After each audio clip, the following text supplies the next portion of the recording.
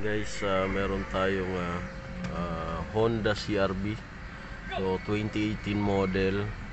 So palaging lumalabas yung TPMS indicator dito sa dash. So ito guys, so yan, so lumalabas dito TPMS. So ito diesel to, yung CR-V. So ngayon na-reset ko na, so ipapakita ko lang sa inyo kung paano. Yan, so merong procedure dito sa scanner. So ito yung sinunod ko, pero papakita ko sa inyo yung dito. So ang kailangan nyo lang, naka-on yung susi. So kailangan na hindi umandar yung makina. Yan, tapos dito, para magbago dito, so sa inyo makikita nyo yun, may TPMS na indicator. Pipindutin nyo dito para gumalaw, para makita dito sa select knob. Yan. So yan, pag nakatapat na dyan sa settings, so pipindutin nyo to, enter.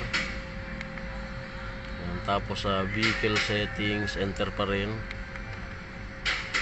Yan, so TPMS calibration, so enter pa rin. Yan. So kung makita nyo yung cancel, ibababa nyo lang to. Yan. So yan, so calibrate. Yan. So kailangan nyo lang ibaba to o itaas para lumipat, calibrate or cancel. So kailangan calibrate, tapos enter nyo pa rin. Yan. So nagka-calibrate na yan guys. Yan, okay na yan. So mag-back na tayo. Yan. So pagka pinaandar nyo, na-reset na yon. Yan, na-reset na yon, yung TPMS na yon.